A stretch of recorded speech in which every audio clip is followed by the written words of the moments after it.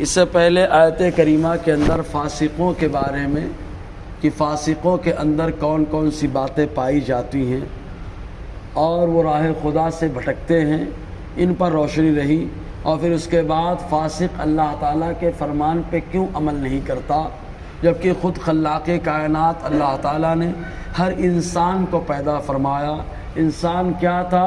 ایک ناپید شے، ایک ایسی چیز جس کی کوئی اہمیت نہیں، کوئی وقار نہیں، وہ انسان تھا۔ پھر اللہ تبارک و تعالیٰ نے اس کو زندگی عطا فرمائی، اور پھر اس کے بعد موت کا لقمہ بنا کر پھر اللہ تعالیٰ دوبارہ زندگی عطا فرمائے گا۔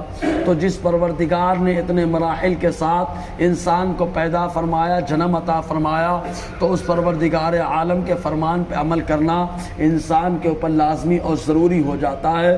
ماں باپ جب ذریعہ اور وسیلہ بن گئے، ان کی شان بہت ہی اعلیٰ، بہت ہی عرفہ ہے، تو اللہ تبارک و تعالیٰ تو ڈائریکٹ بغیر ماں باپ کے بھی بچہ عطا کرنے پر قادر ہے، بغیر ماں باپ کے بچے کی تخلیق پر اللہ تعالیٰ قادر ہے۔ تو پروردگار عالم کا کتنا زیادہ حق بنتا ہے، اس کی بات کیوں کر نہ مانی جائے، اس کی بات ماننا یہی ایمان ہے۔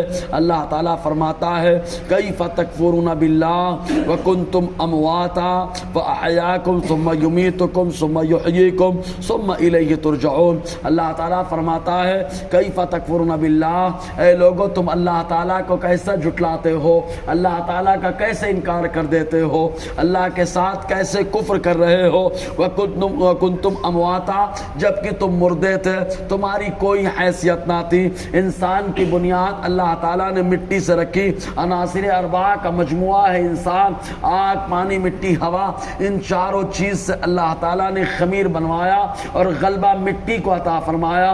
الگ الگ مقامات کی مٹی لی گئی، چنانچہ جس انسان کے اوپر سفید مٹی کا غلبہ ہوا اس کا رنگ صاف ہو گیا، اور جس پر کالی مٹی کا غلبہ ہوا اس کا رنگ کالا پڑ گیا۔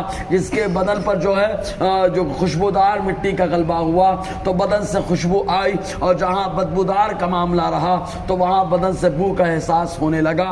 اللہ تعالیٰ نے مٹی سے انسان کو بنایا، اور بے جان مٹی، اس سے انسان کو اللہ نے بنایا۔ پھر عجیب قدرت اللہ تعالیٰ کی کہ اسی انسان کو بنایا۔ اب دیکھو اسی مٹی میں اللہ تعالیٰ نے کھال رکھا، اسی مٹی میں اللہ نے بال رکھا، اسی مٹی میں اللہ تعالیٰ نے دانت رکھا، اسی مٹی میں اللہ نے گوشت رکھا، اسی مٹی میں اللہ تبارک و تعالیٰ نے جو ہے خون کو پیدا فرما دیا۔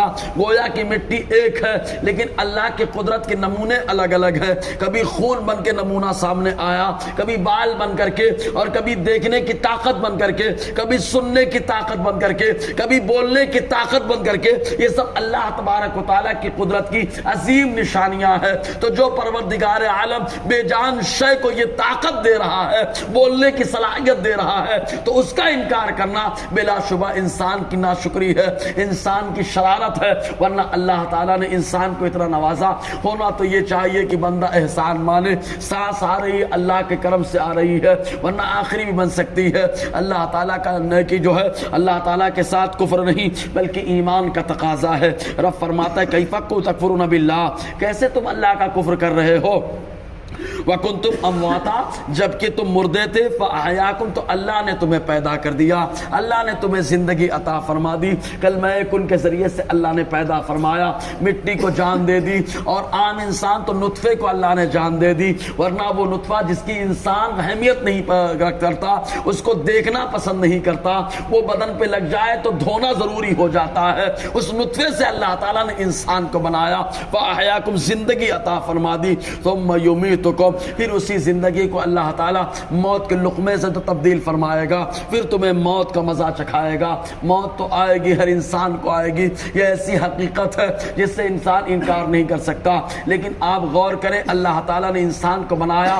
تو جسم اور روح کا مجموعہ بنایا ہے۔ یہ جب دونوں چیزیں اتحاد کرتی ہیں تو زندگی ہوتی ہے۔ اگر دونوں میں اختلاف ہو جائے کہ روح اپنے جسم کو چھوڑ کر کے چلی جائے تب ایسی صورت میں موت واقع ہو جاتی ہے۔ اسی کو حافظ ملت فرماتے ہیں اتحاد زندگی ہے اور اختلاف موت ہے۔ انشاءاللہ اور آگے گفتگو رہے گی۔ اللہ تعالی ہم سب کو فیضان قرآن، برکات قرآن سے مالا مال فرمائے۔